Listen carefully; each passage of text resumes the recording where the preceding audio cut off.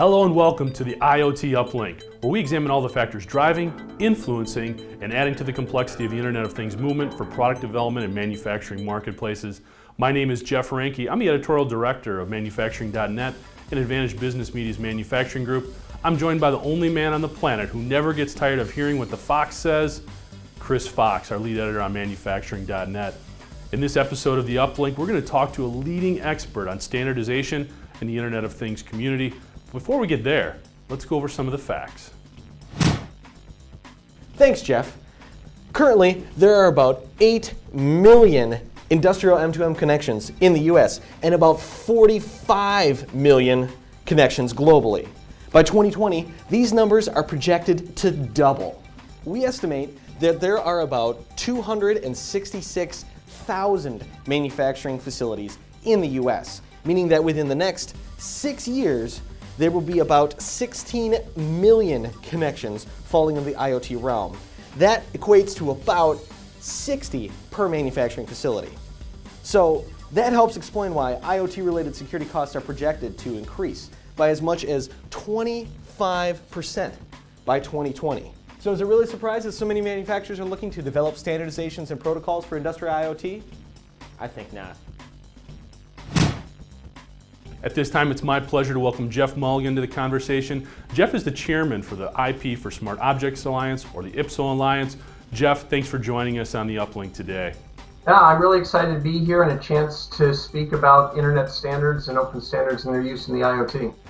Excellent. You know, Geoff, we've got a couple of different industry factions working on this topic. We've got the Open Internet Consortium formed by Intel, Samsung, and Dell. We've got another IoT consortium with the folks at AT&T, Cisco, GE, and IBM. They're all putting a lot of time and energy into this topic of standardization for the Internet of Things movement. Maybe you can give us your take on the work these groups are doing, as well as the things that the IPSO Alliance is working to accomplish in the field of standardization for the Internet of Things. Yeah, absolutely. Standards from IPSO point of view, open standards are critical for the innovation to happen across the IoT. If you look at the internet itself, we wouldn't have a lot of the technologies if they were based on everything was based on closed standards, and you had to go ask someone's permission in order to try to do something. You couldn't create YouTube or you couldn't create Facebook if you didn't, but with open standards, it's permissionless innovation. And IPSO feels that that's critical for the Internet of Things, but also interoperability. It allows me to build something using an open standard and someone else to build something using an open standard and have them then interoperate, because the Internet of Things won't work as a bunch of separate stovepipes. Excellent. So then, what are some of the most significant challenges that IPSO is facing as you work to establish some form of standardization? Yeah, that's a great question. Sort of the other side of that is, why hasn't it already happened? To that end, IPSO, when we first started out, we were talking a lot about why use IP, why use the Internet Protocol. We feel that we've sort of accomplished that message in getting people to understand why to use it. It previously was, we think IP is too big, IP's for PCs, IP's for large computers, you can't, it's too much overhead. Well, we've shown with things like the protocol I created, 6LoWPAN, we can do this in very small devices. It doesn't require a lot of memory. So we're getting over those hurdles of trying to get people to understand why, and now IPSO's taking on a role of how to best use IP across the Internet of Things. What are the right sets of protocols? If you go to the IETF, who develops these protocols, there's 6,723 standards that they've created. Well, which of those 6,000 should you use in order to build the Internet of Things? So IPSO is now embarking on developing an open architecture that really embraces these Internet protocols, and also a set of smart objects that can be used across whatever the higher layer protocols that run on top of IP that you want, whether that be HTTP that drives the web, CoAP, which is a new protocol coming out, MQTT, DDS. Some of these are being also embraced by OIC, Thread, IIC, and the other group, all seen from Qualcomm and Microsoft and folks. Excellent. So then obviously the Internet of Things is growing and growing quickly. Can you kind of give us an idea of where the development of the standard system stands currently? Yeah, well, I've often said, I've given a few talks about new protocols, the Internet of Things, new protocols need not apply. And what I've meant by that is I think we have all that we need. It seems like a lot of people, and a lot of them are PhD students wanting to get their dissertation done, want to invent yet another routing protocol, yet another security protocol, yet another application protocol. From an IPSO point of view, we feel that we have the tools necessary today and we need to just get started, quit waiting for the other shoe to drop. And that was part of the impetus for the White House Smart America project that I helped create as a Presidential Innovation Fellow.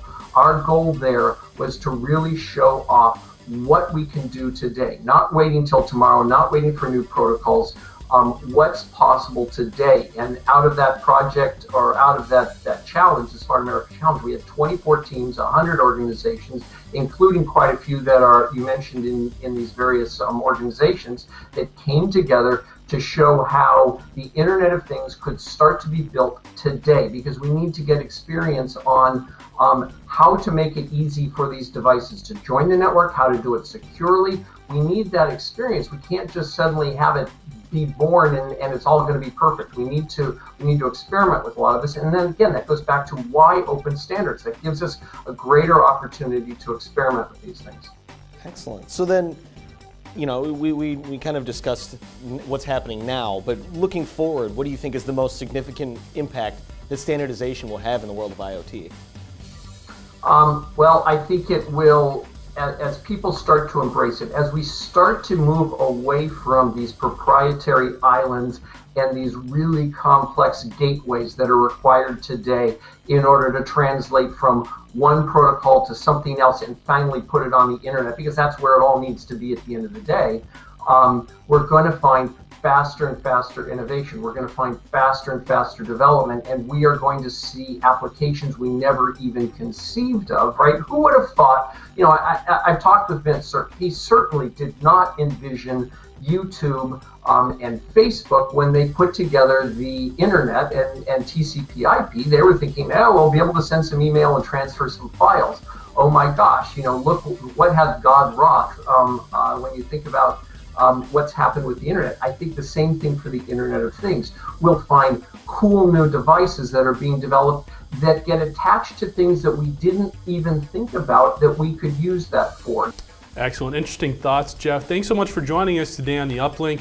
To learn more about the work that Geoff and the folks at the IPSO Alliance are doing, check out www.ipso-alliance.org. Thanks again, Geoff. Thank you. It's been great to be here. That's going to do it for this episode. Be sure to follow Chris and I on Twitter, where you can learn all about more for this program, as well as the related content on our sites. For Chris Fox, I'm Jeff Ranke. This has been the IoT Uplink.